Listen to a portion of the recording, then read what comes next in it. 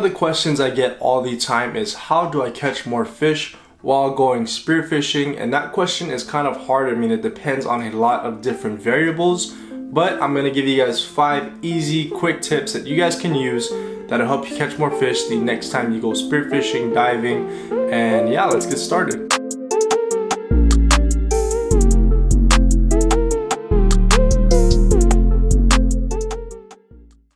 Aloha guys, welcome back to another episode of Fish and Dive Hawaii, where we try to give you all the best fishing and diving tips here in the Aloha state, as well as some fishing and diving vlogs. So if you guys are new here, feel free to subscribe. We post videos like this once a week, sometimes twice a week, although I haven't really been posting the last couple of weeks because I've been super busy with the holiday season. But I'm back with another tutorial, and like we said in the intro, we're gonna give you guys 5 easy spearfishing tips that's gonna help you catch more fish. All right, so let's get started with tip number 1, and that is making sure you have all the right gear and the proper gear. Now, if you guys are beginners, I really recommend you start off with a 3-prong or pole spear. And if you don't know why, just watch this video right up here. I talk about the benefits of using a pole spear or a 3-prong over a spear gun.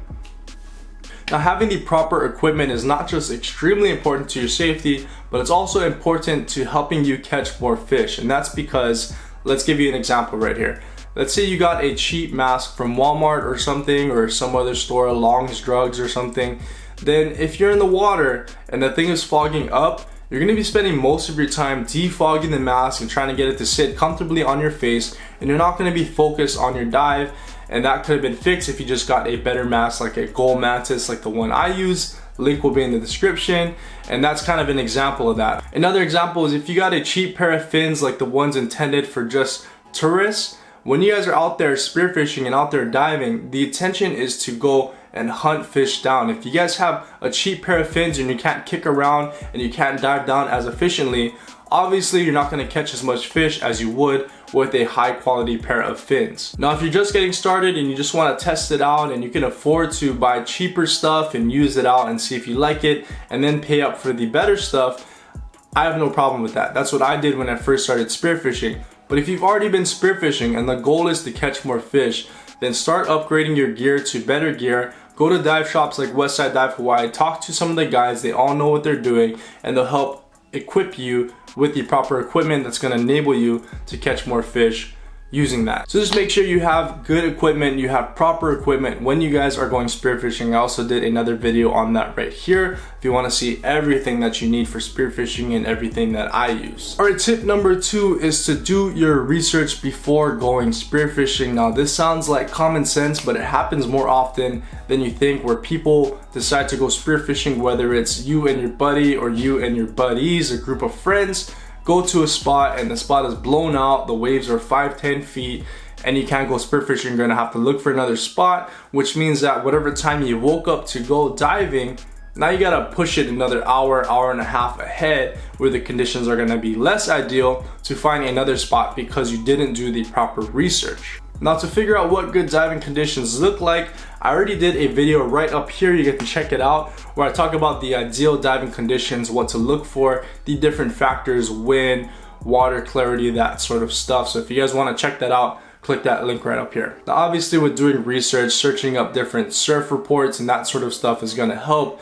It's important because if you're going out to a spot and it's going to be raining the night before, or if it's going to be raining the day of and the winds are going to be up, you know the water clarity is not going to be good, which means that you're not going to be able to see the fish that you're targeting. And that's what I mean by checking your conditions, doing your research before you go spearfishing, and that's going to help you catch more fish at the end of the day.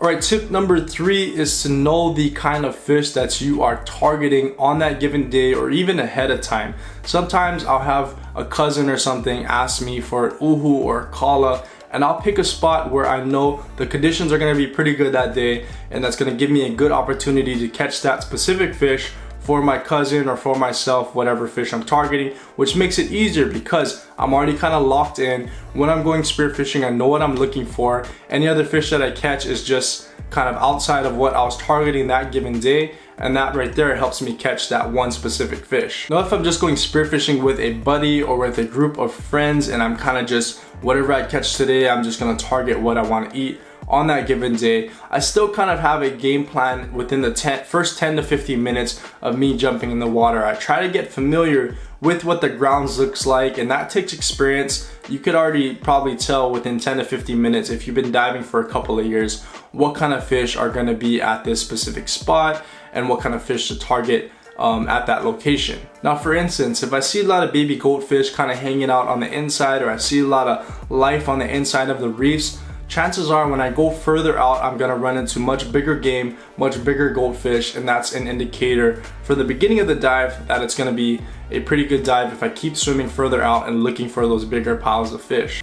And if you know, like say you're swimming further out and you see a lot of hole-holes within the caves, and a lot of the structure at the spot you're diving has a lot of caves and stuff, I might go put my spear gun back on top of my float, take my 3-prong out, and just make it a 3-prong session, and then I'll catch a lot of fish doing that. But if I'm not seeing a lot of holes, and if I don't want to catch any 3-prong fish like mempaches, hole, aveo, that sort of stuff, and I see a big pile of fish on the outside with some kalas and uhus, then I'm gonna keep my 3-prong on the float. I'm gonna grab my gun and target the uhus, and doing the same dive techniques I would for that, versus using different dive techniques I would use for catching whole fish and other types of game. And a lot of you guys have been asking me for uhu diving techniques, and I'll do a video on that shortly, probably at the beginning of next year. I think it'd be a really fun video. So that's tip number 3. Make sure you guys know what you're targeting. If you can target one specific group of fish or type of fish, it's gonna make it a lot easier when you're actually trying to catch them. And a lot of you guys have been asking me for uhu diving techniques, and I'll do a video on that shortly, probably at the beginning of next year. I think it'd be a really fun video. So that's tip number 3. Make sure you guys know what you're targeting. If you can target one specific group of fish or type of fish, it's gonna make it a lot easier when you're actually trying to catch them. All right, tip number 4 is having patience when you're going spearfishing, and patience is a really big theme in the freediving and spearfishing world. If you don't have patience, you're not going to be able to hold your breath. If you don't have patience, the fish are going to be skittish. If you don't have patience, you're not going to be able to learn how to be a good diver, and you're going to give up on the sport sooner than you should. And patience is incredibly important when you're spearfishing and hunting fish, especially here on Oahu, where it's overfished. I mean, let's be real, there's a lot of divers here, a lot of fishermen, a lot of people on this island, so all these fish are going to be on high alert unless you're diving in really remote areas, which the likelihood of you doing that is not going to be very high. So when you guys are diving, let's say you go to a spot that is pretty popular for spearfishing, all the fish are going to be on high alert. If you're making aggressive motions toward them, or you're trying to chase them down and not letting them come to you, the fish are going to dig out. You're going to have no shot to catch anything that day. I know a lot of you guys as beginners are not too comfortable holding your breath, and that's one question I get a lot. But instead of wasting your time diving down and chasing right after the fish, try diving straight to the bottom and waiting for the fish to get to you. Fish are very skittish, but they're also very curious creatures, and that's how you land fish like uhus and stuff. You dive straight down, find a good hiding spot, don't look threatening at all to them, and they'll come right in. So that's tip number 4. Patience, and being patient in the water, waiting for the fish to come to you is gonna help you catch more fish without a doubt. And lastly, tip number 5 is to practice conservation while going spearfishing. Now, I know what you're thinking. This video is about helping you catch more fish, and I'm telling you guys to practice conservation, which sounds like for me to catch less fish, right?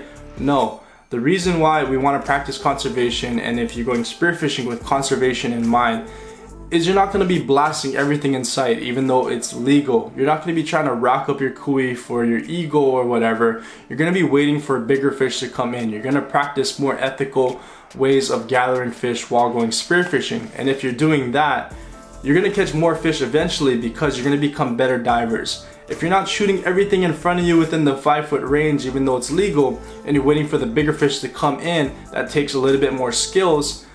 Eventually you're going to become better divers, and when you become a better diver, you catch more fish. So I hope that makes sense. So that's tip number 5, practice conservation while going spearfishing. It's not only going to help you become a better diver, but you're just going to feel like a good person at the end of the day, right? That's what it's all about. Alright, so those are 5 tips to helping you catch more fish. I hope it made sense to you. I know it's not super advanced. I'll save those videos for next year and be doing more of these tutorial styles. So if you guys like this video, please like it down below. If you guys have a spearfishing tip that you think will be helpful, please comment it down below. A lot of people that watch this channel and watch my videos are people that are looking for spearfishing help. So if you have something to offer, please offer it down below in the comment section. Until next time, I'll see you guys in the next video. Happy holidays, Merry Christmas, Happy New Year. I'll probably post a video before the end of the year. But yeah, have a good one, guys. Shoots mahalo. See you later. Bye-bye.